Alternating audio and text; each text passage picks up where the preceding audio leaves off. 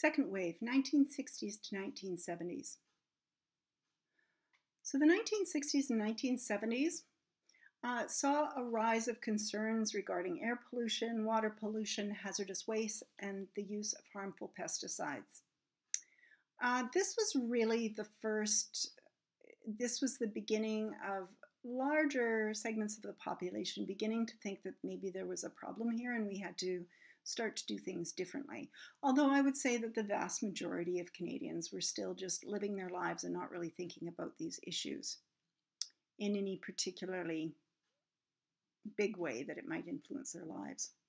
However, it was becoming something that, there were certain lobby groups and policy advocates who were starting to think that, we really had to pay attention to these issues. Rachel Carson's 1962 book, Silent Spring, which drew attention to the use of DDT, which had seemed like a miracle pesticide, and is still used to today in some developing countries to control the mosquito populations, but it is no longer used in developed countries, so that's interesting. In large part because we realized that it was really destroying a lot of populations. The bald-headed eagle was endangered for many years as a result of the use of DDT. Now we see bald-headed eagles all the time. When I drive west to Jasper, I often see them, and it just seems like a miracle because they were endangered for so long. But it was in large part due to this one woman's fight. And of course, she was vilified, and a lot of even scientists, certainly industry, thought she was, taking away people's livelihoods and was, making a mountain out of a molehill, and all of these kind of arguments that we still hear ad nauseum to this day. Nothing really changes that much, I tell you. But back in 1962, her book, Silent Spring, got a lot of press, and people started to listen. They read the book, and there was enough of a movement, enough of a push to eventually get DDT banned. And so this was a really important work.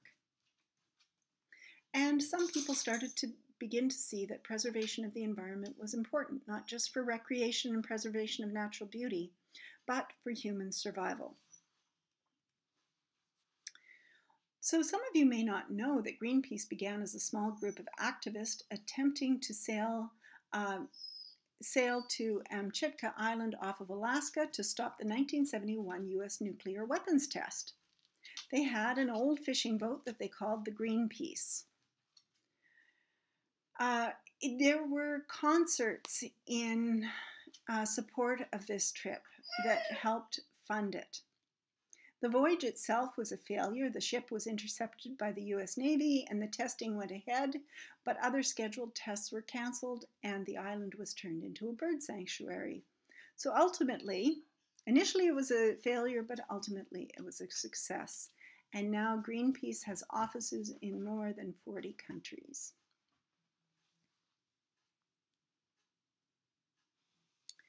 An awareness of environmental issues arose, and Canadians protested major energy projects such as the Mackenzie Valley Pipeline. Initially, the protests were successful. As a result of the Berger Commission, the pipeline was cancelled. Thomas Berger gave Indigenous communities a voice in the process. Quote, procedural fairness and Aboriginal consultation principles were advanced. Basic values, including early articulations of sustainability, precaution, and ecological integrity, values that underpin much of modern Canadian environmental law, were affirmed. However, the pipeline was resurrected in 2004, or debate on the pipeline was, and approved in 2011. So that's that. National and Provincial Parks Association of Canada, now CPAWS, Canadian Parks and Wilderness Society was established in 1963. The World Wildlife Fund Canada in 1967, Sierra Club Canada in 1970, and Nature Canada in 1971. Conservation and environmental concerns grew. The Intergovernmental Committee on the Status of Endangered Wildlife in Canada compiled a national list of species at risk. Awareness that humans depend on clean air and water and healthy in ecosystems for survival became, I won't say common knowledge, because I think that a lot of humans still fight this idea, but it became a more common understanding.